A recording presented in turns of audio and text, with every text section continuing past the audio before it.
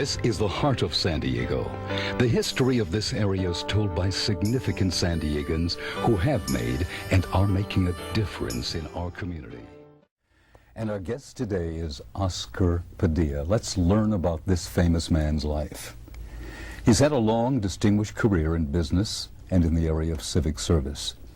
In the area of public service, Mr. Padilla has been a member of the Commission of the Californias since 1993. That's his third time on that commission.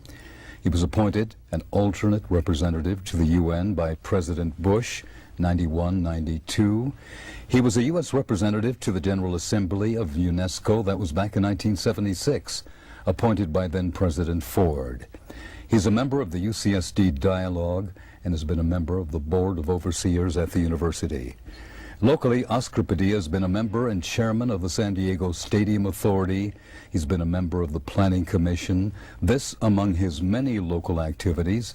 He's also received numerous awards and honors. Oscar, it's so nice to have you here. Thank you, Fred. Pleasure and honor. Calexico, Mexico, not Mexico, but Calexico, California in 1924. That's where it started for you. That's where it all started. I have a picture of your folks here. What kind of childhood did you have? It was a small town, as you can imagine, with a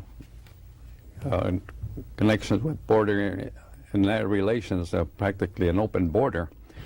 And it was small, very, very quaint, very friendly, which it still is to a degree. What did you do in high school? Any specific activities that made you stand out a bit? No, I wish I'd taken more interest in my studies, though I don't like to say this for any young person out there, but, or maybe I should. I think I want to make this my example more. If I'd have paid more attention in school and done better with my grades, my parents, I don't recall ever taking a book home with me, doing homework. I don't know how I ever got through high school. But I managed. And looking back now, I wish that I'd paid more attention to school and studies and learned more than what I came out of learning in high school. World War II came into your life not long after you graduated. No, before. Really? Before I graduated. No. The war started before, but it came into your life after you graduated because you went. How? Because I was in junior, yes. and I knew that I would be drafted sooner or later. So I left school to join the Army, get into the Army. I would love to get into the Navy, but I didn't know how to swim. And I said, I'm not going to be on a ship that gets torpedoed out in the middle of the ocean, and I don't know how to swim, so I better stay on land. So I let the draft take me into the Army. 3 years in the military, 1943 to 1946. Where did you serve? I served first in Denver, in Colorado Springs, south of Denver, Colorado. I served there for a period of 12 months. And then we were moved to Tennessee for maneuvers. We were in maneuvers for about six more months. And then I was sent back to Colorado Springs on a cadre to form another unit, a battalion. Mm-hmm. And I was back in Colorado Springs for another 8 months. And then from there we went to Fort Riley to Fort New Jersey, Fort Dix, I believe, in New Jersey, where we were prepared for shipment to Europe and to the European War.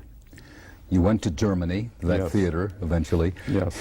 Was the action over by the time you arrived? No, it was just about over. I arrived in October of '44, and as you know, the action ended in May of '45. So I arrived in England first in '44, and from England we moved, they sent us over to Europe sometime in the late part of '44. So I was in the, I was fortunately never in the front lines or in the hostile areas, because I was in the medical unit. Our medical unit was a sort of a field medical unit. It wasn't a hospital, but it was a field medical unit. We were providing ambulance service to the casualties in the front. And so I served in Europe from France, Belgium, and into Germany for a period of about 5 months. Oscar Padilla, was there prejudice against Mexican Americans when you were in the military during World War II? I never noticed it. Well, for one thing, I was the only Mexican American in my unit. But I never noticed it, say, when I went out base to town in Colorado Springs or towns in Tennessee, I never observed it or noticed any hostility towards me. In Germany, in the picture on the right, you met your wife-to-be, and tell us about that story. My loving wife, I met her in a town called Traben-Trabach on the Mosel. We were stationed there, and her home was originally in Dusseldorf, but her father, because of the incessant bombing by the Allies, sent her to her mother and her to this small town in Dusseldorf on the Mosel. Let me interrupt to say, now here's a picture of your 50th wedding anniversary. Yes. Not too long ago, several years ago, you and your charming wife, and she still looks wonderful as you do. How did you bring your wife to the United States? Was there any problem? No, you know, I ran more into a problem with her mother than I did with her father. You would think that her father would be very resentful, not only because of seeing her daughter going so far away, but also because of the fact that I was a former enemy of his country. But the father was very supportive of her coming to America to marry me. She was only 19 years of age. The hostilities with Germany had just ended within 5 months when I proposed to her. But we waited a year. I came back back home in March of 46, and she arrived in April of 1947 after clearing through the U.S. Immigration Naturalization Service. So everything was fine, and you went back to Calexico, and you started with the Bank of America. Tell us about your banking career. Well, when I came back, we had as a discharged GI. You were a staff sergeant, were you? I was a master sergeant. Master sergeant. I just discharged a master sergeant, or what they call a sergeant major, who was in charge of the battalion, the administrative end of the battalion. So when I came back home, I thought of going to college, taking advantage of the GI Bill rights. So I enrolled in Woodbury College. At that time, it was a well-known business college in Los Angeles. I enrolled for classes there. When one evening, I ran into both the manager and assistant manager of the Bank of America, and they asked me what my future was going to be. I told them they knew about my engagement because it had been publicized in Calexico, a small town. And I told them about my enrollment in Woodbury College, and I was going to take a business course. He said, why don't you come and work for us? We'll teach you everything they're going to teach you in the classroom there, and you'll be learning. But you'll have practical experience. You'll have practical on-the-job experience. So it made sense. My wife was already scheduled, my future wife was scheduled to come to Calexico, so it made sense. So I went to work for them for 3 years. We have a picture, first of all, of you and Ronald Reagan, and you were his interpreter on the Commission of the Californians, yes, which you were appointed to, as I said, 3 different times by different governors. Yes. And give us a quick snapshot of Ronald Reagan, Oscar. Whenever we had meetings of the Commission of Californians, and he would come to address the commissioners, the members of the Commission of Californians, I would, being the only Hispanic member of the Commission of Californians at the time, I served myself, or they asked me if I would interpret for him what was being said in Spanish, translated over to him. So when I was invited to a luncheon in the White House when he was president, and I was telling him about that. I was reminding him that I was his interpreter. And he said, oh, of course. Oh, yes. He grabbed my arm, as you can see in the photograph. Yeah. Of course, he said. Good to see you. About the time you got the idea for starting an insurance business, this is the way the border looked at San Isidro, and the border between San Diego and San Isidro, in a very wonderful historic picture about 1950 or so. Tijuana, of course, in the upper end of the picture in the San Diego area, and San Isidro would have been to the lower part of the picture. How did you get the idea of doing Mexican insurance for Americans and others? I started in the insurance business at the invitation of a local friend of mine in Calexico who asked me if I would come and join him in insurance. I knew beans about insurance, and furthermore, I hated to sell something that wasn't tangible, something that you couldn't show, like an automobile or refrigerator or TV set. So I had qualms, but I was about maybe 27 at 27 years of age or so. I was under 30, and I said, you know, if you don't take advantage of these opportunities that they present themselves now, it may be too late later on. So I said, why not? Let's give it a try. So I went to work for him. It was very interesting, very successful, and an opportunity presented itself to buy into an existing insurance agency. So I took that advantage. I went into buying that my small interest into that agency. Now you must understand that Calexico is a population of 6,500 people at that time, and there were 5 competitors, 5 good, strong, old competitors of older people, older than I.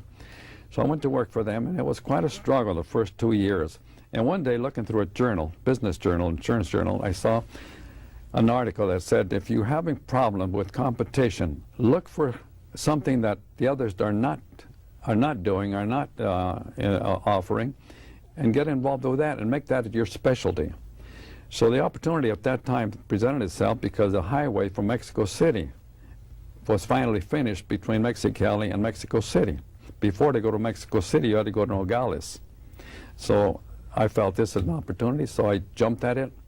I acquired a Mexican insurance company to underwrite for, and that was a kickoff. And you've done very, very well. Not too long after that, you ran for Congress. No, excuse me, Assembly. for the State Assembly in the state of California, out of Calexico, California. And there's Oscar Padilla for State Assemblyman. Knows Valley farm problems, is a veteran, etc., etc. And you met a lot of people during that campaign, including, I believe, Richard Nixon. The year that Nixon ran for president. 1960. That's Nixon at and the Pat on podium the is a right. Congressman Utt from Orange County. In the back of him, clapping, is Senator Kuechel. And there I am in the back on your right, on the right side of the photograph. I was on the podium as an invited guest, being a fellow candidate for public office. And around the same time, Dwight Eisenhower sent you a congratulatory letter, which was nice to receive, Yes. about Senator Kuechel telling him that you were running for State Assembly.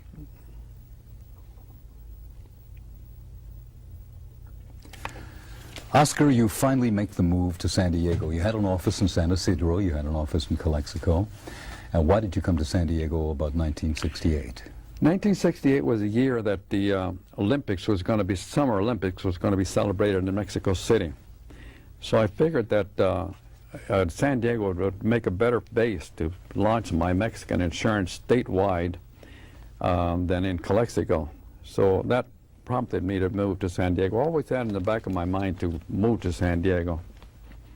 We have some pictures here of your first attempts at drive-through auto insurance, Padilla's Mexican Insurance drive-through. And then there's another picture right below there. And that was your first auto insurance. And that was the lower one in Calexico? No, San Isidro. They're That both was in in San San Isidro, Isidro. yes. Business is good. You get very, very active in the community. Very good. Very You get successful. appointed to the Commission of the Californias. Yes. And tell us about some of the men and women that you worked with in government that really impressed you, the governors like Deukmejian and Reagan and Wilson. You were appointed to the Planning Commission in 1972 by Pete Wilson here in San Diego. Who I met through the Commission of the Californias. He was an assemblyman and a member of the Commission of the Californias from the legislature. And when he ran for mayor of San Diego the first time, he came to me and asked me if I would serve as his finance chairman, or treasurer, excuse me, treasurer of his campaign, which I very humbly accepted.